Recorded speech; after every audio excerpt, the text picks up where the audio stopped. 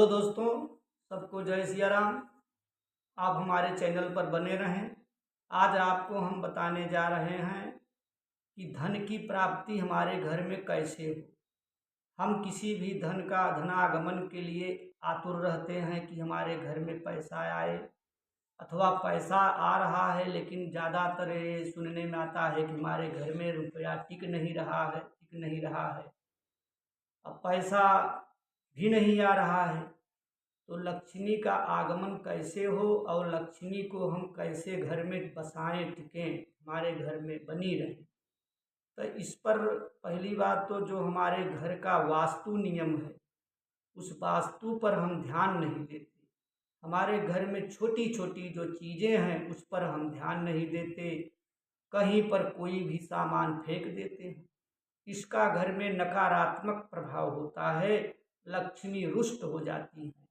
हमें कहाँ पर जूता रखना है, कहाँ पर जो है औजार अस्त्र शस्त्र रखना है, कहाँ पे झाड़ू रखना है, कहाँ पे रसोई रखना, गृह होना चाहिए, स्नान गृह, ये सारी चीज़ों का बहुत बड़ा प्रभाव पड़ता है हमारे घर में।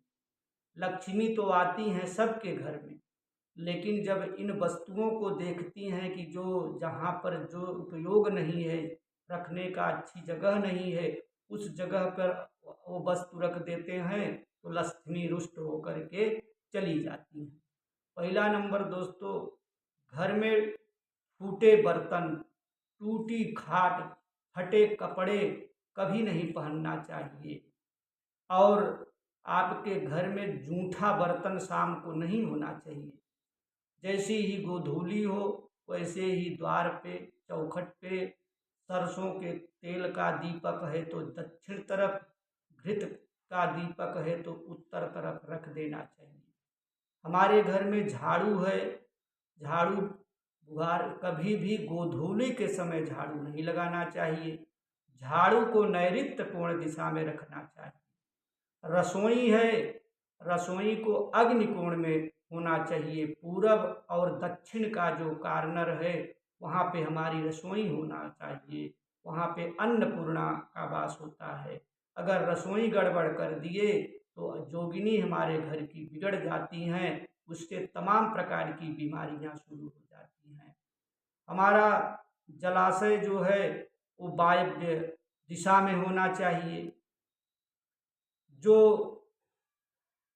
काटने वाली सामान है सब्जी का, चाकू जैसे हो गया, जो भी ऐसे धार सामान है, इनको अग्निकोण में व्यवस्थित करके रखना चाहिए। और हमेशा एक लोटा जल भरा हुआ रसोई में होना चाहिए। पूजा गृह में हमेशा एक लोटा जल देवता के सम्मुख रखना चाहिए। थोड़ा सा कटोरी में मिश्री है, मेवा है, जो भी आपका प्रसाद भोग है घर में होना चाहिए। इस तरह से घर में धूप दीप जलाना चाहिए और यथावत जो सामान है उसको यथावत अपने अपने स्थान में रखना चाहिए। उससे जो घर के वास्तु देवता हैं वो प्रसन्न होते हैं और खुश होते हैं। इस तरह से इस चीज़ को आप लोग अपनाएं। सबको धन्यवाद। और आप शीघ्र सुख की प्राप्ति करें, यही सब को आशीर्वाद है मेरा। जय सिया राम।